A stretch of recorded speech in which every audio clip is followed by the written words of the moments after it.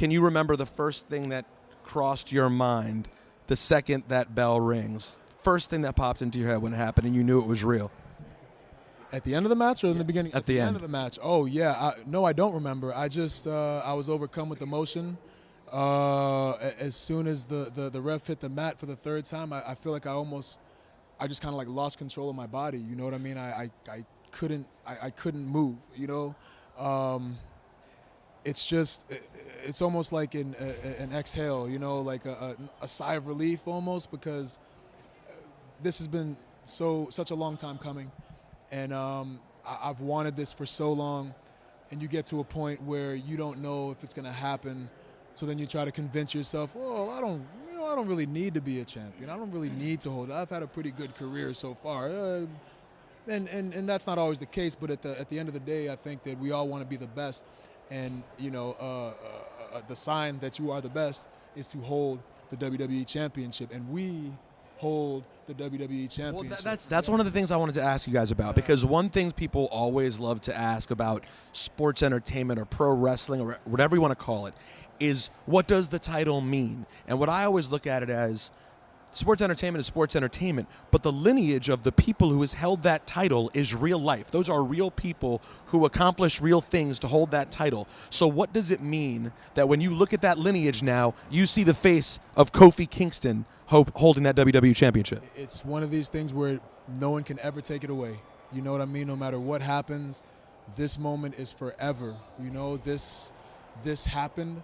You know, and nobody can ever take it away. To even mention my name with the greats, you know, legends is, I can't, bro, there's a nameplate on here. They already.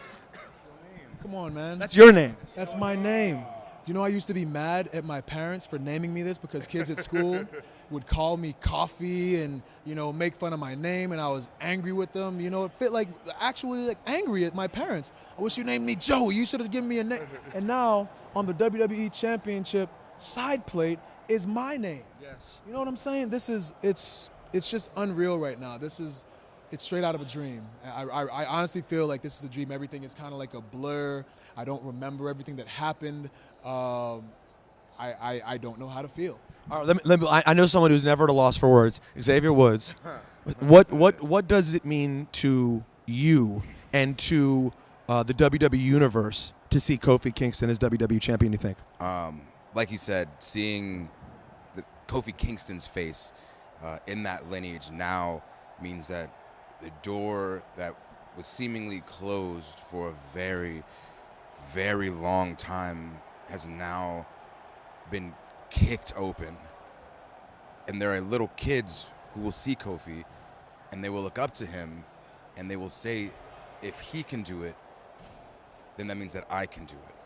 So as much as this means to us, and as emotional as we are about this, and as much as we've been grinding and trying to get this, it was never actually for us. We're trying to make sure that the kids and people in general that watch this show know that anyone can make it to this level. Big E, when did this become?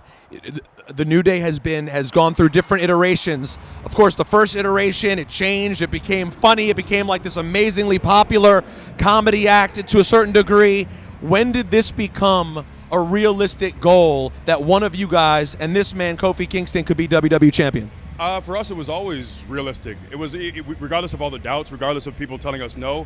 I can't tell you how many times during this process over the last 5 years we were laughed at, we were ridiculed, we were mocked, we were told no, we were told that we would be lucky just to get on TV.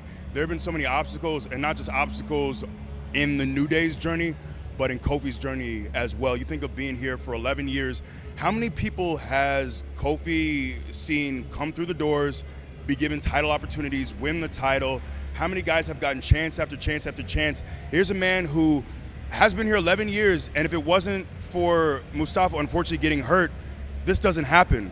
And to see how organic everything about this has been, to see the way fans have attached to this, not just fans, but the locker room. Like, when you see people watching the monitor and coming up to people with tears in their eyes, like, we've had people who've been in this business for 10, 15, 20 years with tears in their eyes telling Kofi they cried seeing that. And that means everything to know that anyone who watches this product, from backstage to fans to broadcasters, it means so much, and everything about this is so visceral. And this is, to me, one of the greatest moments of my career. To me, one of the greatest moments in wrestling and WWE history. And you can debate me on that if you want, but it means so much to so many different people and will continue to mean so much for generations to come. And I can't tell you how proud I am of the same guy that we make thinly veiled genitalia jokes with. I'm not sure I can say that on ESPN. You're good. They're not that thinly veiled. Not that thinly veiled. But all the nonsense we've done, and when you talk about being in the mud with these two for the last 5 years, we've been doing this thing organically from the ground up.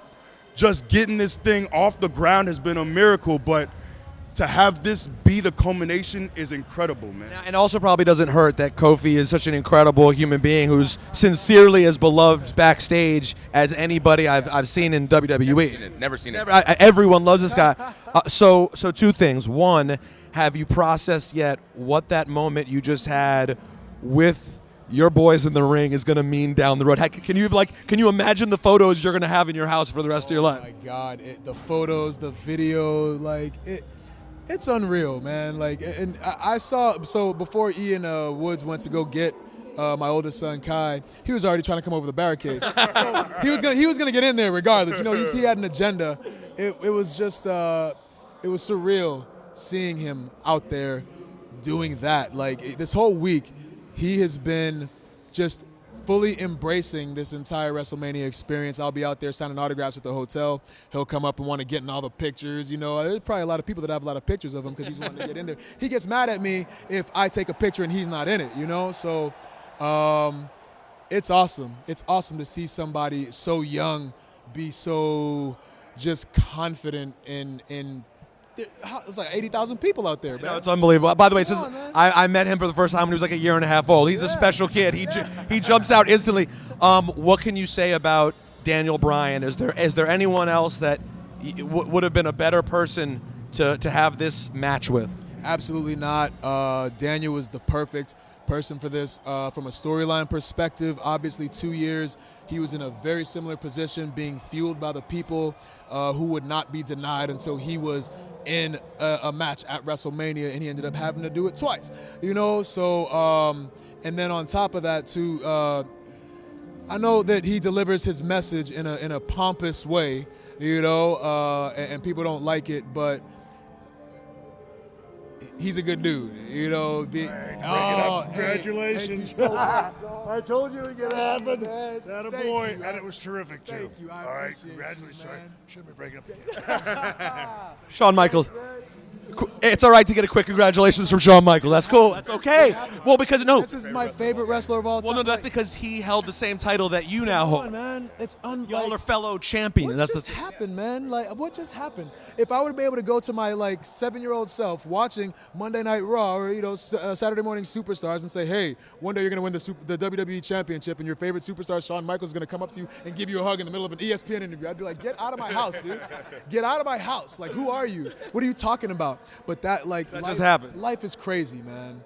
Life is crazy. But getting back to Daniel Bryan, honestly, there couldn't be a better person to do this from an in-ring standpoint. He is so technically sound, so smooth in the ring, such a great ring general in there, and you feel that. A lot of times when you get into the ring with somebody who's really good, it only takes but 30 seconds to realize, oh, this guy is special. And Daniel Bryan, He's good. yeah, he's definitely special, to say the least.